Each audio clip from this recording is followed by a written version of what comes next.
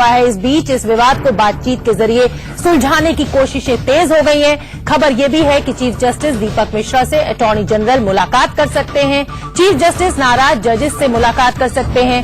वहीं दूसरी तरफ सुप्रीम कोर्ट संकट पर आज बार एसोसिएशन की भी बैठक है। जो सुप्रीम संकट आज जो कल जिस तरह से 4 जजेस मीडिया के सामने आए और उन्होंने अपनी शिकायतें रखी, इस विवाद को सुलझाने की कोशिश अटॉर्नी जनरल की तरफ से की जाएगी। उन्होंने कहा था, उनका साफ साफ कहना है कि मीडिया में आना जरूरी नहीं था, सौहार्द बना रहना चाहिए, जितने भी मतभेद आपस में हैं उनको सबको दूर किया जाना चाहिए और इसी के चलते आज वो मुलाकात करेंगे। उन चारों जो जज जो नाराज हैं सीजीआई से, उनसे भी और सीजीआई के साथ भी अटॉर्नी जनरल वेणुगोपाल की मुलाकात हो सकती है। नाराज जजों से बात करने की बात कही जा रही है और ऐसा हो सकता है कि आपस में सबको एक साथ बिठाकर किसी न किसी हल निकाला जाए, क्योंकि इस घटनाक्रम ने कई सवाल खड़े कर दिए हैं जिनका समाधान बहुत जरूरी है।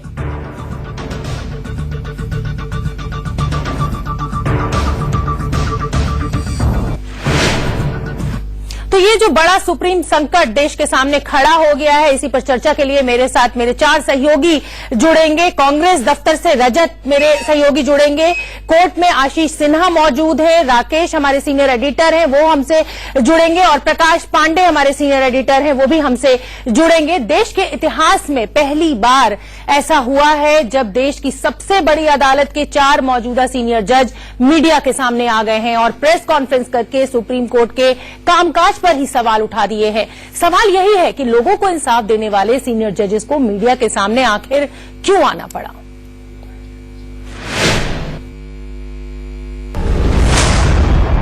देश की सबसे बड़ी अदालत में सुप्रीम संकट। For some time, the administration of the Supreme Court is not in order. Media के सामने आए सुप्रीम कोर्ट के 4 मौजूदा जज।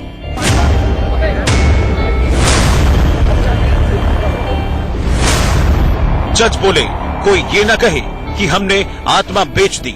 Blame that Charameshwar, Ranjan Gogoi, Madan Lokur and Kurian Joseph sold their souls. क्या सुप्रीम कोर्ट में कुछ गड़बड़ है? ऐसा पहली बार हुआ है जब सुप्रीम कोर्ट के 4 जज मीडिया के सामने आए और सुप्रीम कोर्ट के कामकाज पर सवाल उठाए। मीडिया के सामने अपनी बात रखने वाले ये 4 जज हैं, Justice J Chelameswar, Justice Ranjan Gogoi, Justice Kurian Joseph और जस्टिस मदन लोकूर। जस्टिस चेलमेश्वर ने साफ साफ कहा कि पिछले कुछ महीनों में कई ऐसी बातें हुई जिसके बाद चुप बैठना संभव नहीं था। For some time, the administration of the Supreme Court is not in order. There are many things which are less than desirable which have happened in the last few months. इन चारों जजों ने 7 पेज का एक letter भी जारी किया जो इन्होंने सुप्रीम कोर्ट में चीफ जस्टिस को लिखा था। चिट्ठी के पहले पेज में लिखा है, हम बेहद कष्ट के साथ आपके समक्ष ये मुद्दा उठाना चाहते हैं कि अदालत की ओर से दिए गए कुछ फैसलों से न्यायपालिका की पूरी व्यवस्था बुरी तरह से प्रभावित हुई है। इसके अलावा उच्च न्यायालयों की स्वतंत्रता पर भी असर पड़ा है। चिट्ठी में आगे लिखा है, सामान्य सिद्धांत है कि चीफ जस्टिस के पास रोस्टर तैयार करने का अधिकार होता है और वो तय करते हैं कि कौन सी बेंच और जज किस मामले की सुनवाई करेंगे। लेकिन इससे चीफ जस्टिस को उनके साथी जजों पर कानूनी, तथ्यात्मक और उच्चाधिकार नहीं मिल जाता। ये देश का न्याय शास्त्र है कि चीफ जस्टिस सभी बराबर के जजों में प्रथम होता है, न ही वो किसी से बड़ा होता है और न ही छोटा होता है। चिट्ठी में यह भी लिखा गया है, ऐसे कई मामले हैं जिनका देश के लिए खासा महत्व है, लेकिन चीफ जस्टिस ने उन मामलों को तार्किक आधार पर देने की बजाय अपनी पसंद वाली बेंचों को सौंप दिया। इसे तुरंत रोके जाने की जरूरत है। We have heard lot of wise men talking in this country earlier. I don't want another 20 years later some very wise men in this country blame that Charameshwar, Ranjan Gogoi, Madan Lokur and Kurian Joseph sold their souls. They didn't take care of this institution. They didn't take care of the interests of this nation. We don't want it to be set. So we place it before the people of this country. अहम बात यह है कि इस चिट्ठी में जजों ने ऐसे किसी मामले का जिक्र नहीं किया, लेकिन ये जरूर कहा कि ऐसे मामलों की वजह से न्यायपालिका की छवि को नुकसान हो रहा है। ये न्यायपालिका है, बिग बॉस का घर नहीं, जहां पर आपसी कलह और रंजिश दुनिया के सामने माहौल बन जाए। ये एक पक्ष है। इसीलिए शायद कई कानून के जानकार इस पूरे घटनाक्रम को दुर्भाग्यपूर्ण मान रहे हैं। लेकिन दूसरा पक्ष ये भी है कि अन्याय करने वाले की तरह अन्याय सहने वाला भी पाप का भागीदार होता है।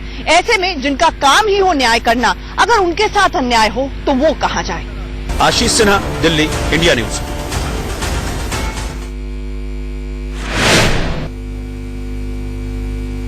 और इस पूरे विवाद पर चीफ जस्टिस दीपक मिश्रा का बयान सामने आया है। क्या कहना है दीपक मिश्रा का, वो आपको सुनवा देते हैं।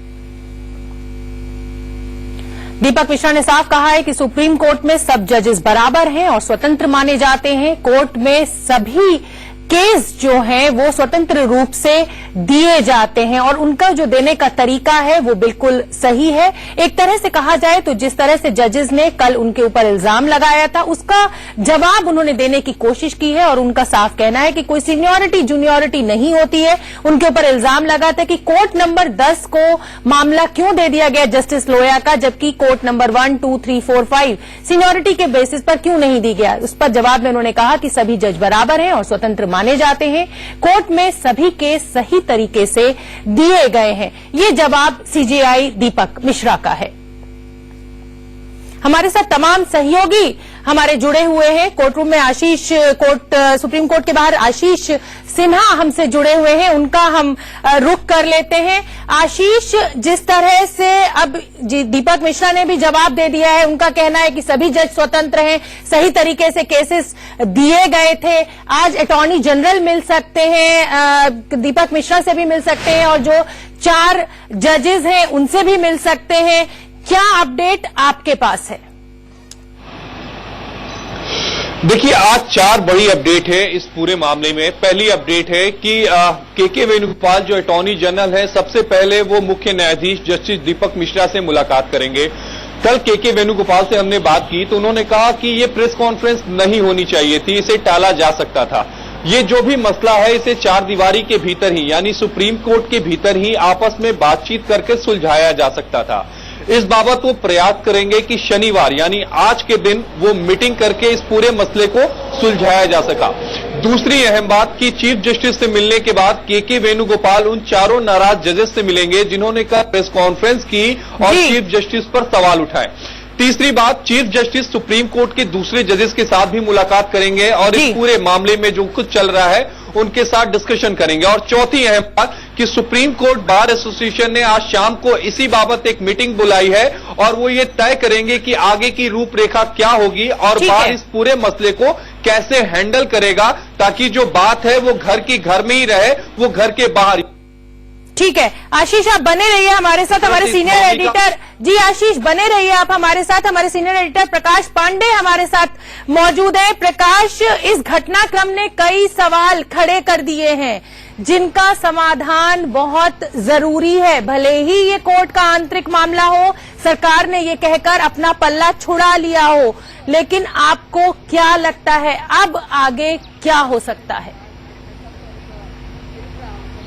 देखिए शोभना, साफ तौर पे कल जिस तरह अटॉर्नी जनरल ने कहा कि आज के दिन मतलब शनिवार तक सारा मामला सुलझ जाएगा, सरकार भी इस मामले पर पूरी तरह से खामोश बैठी हुई है। उसने साफ तौर पे कहा कि जजेस का आपसी मामला है, वो लोग सुलझा लेंगे। और साफ तौर पे मंत्रियों को भी ये कहा गया है कि इस बारे में अब इससे ज्यादा बयान देने की कोई जरूरत नहीं है, क्योंकि हम सुबह से कई लोगों से बात करने की कोशिश कर रहे हैं पर कोई बात करने को राजी नहीं। और आपने देखा कि मुख्य विपक्षी दल जो है कांग्रेस, उसने भी बड़ी सदी हुई भाषा में कल राहुल गांधी ने जिस तरह से प्रेस कॉन्फ्रेंस किया, उन्होंने सीधे तौर पे ये जरूर कहा कि जो है जिस तरह से जजों ने कहा कि लोकतंत्र के लिए ठीक नहीं है, अपने आप में बड़ी चीज है, लेकिन उनका भी मुख्य मुद्दा यह है कि वो ना तो जुडिशरी पे कोई अटैक करना चाह रहे हैं, ना ही सरकार के ऊपर भी कोई उन्होंने टिप्पणी की। हाँ, उन्होंने जस्टिस लोया की बात जरूर उठाई क्योंकि राजनीतिक तौर पर उनको वो कहीं ना कहीं फायदा दे सकती है, क्योंकि उनको पता है कि ये सारा मुद्दा, क्योंकि पीछे पूर्व में भी इस तरह की चीजें हुई हैं, सुप्रीम कोर्ट में कई बार जजेस नाराज हुए हैं, किसी ने इस्तीफा दिया है, तो उनको पता है कि ये मुद्दा नहीं चल सकता।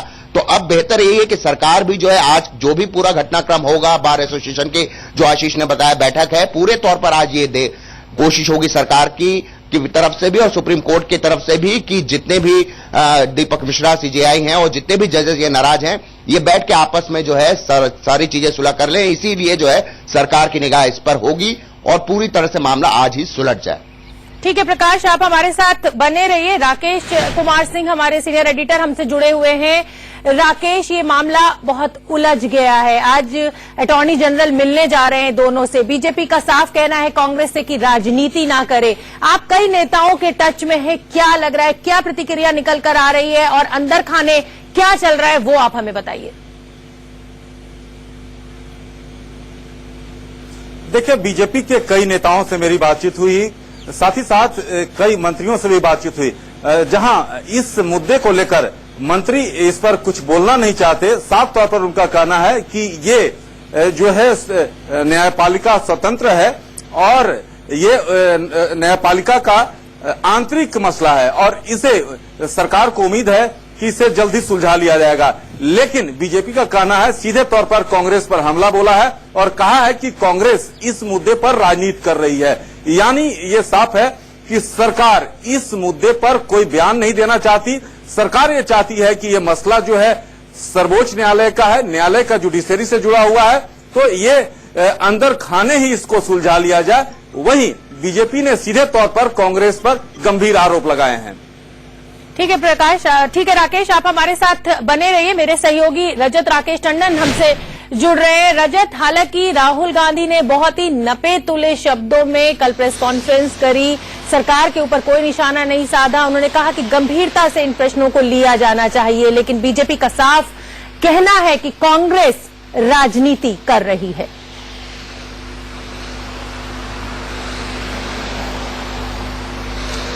देखिए शुभना, 5 बजे एक जो मीटिंग बुलाई थी जिसमें कपिल सिब्बल, मनीष तिवारी, तमाम बड़े लॉयर्स जो थे वो मौजूद थे, चिदम्बरम थे, रणदीप सुरजेवाला थे।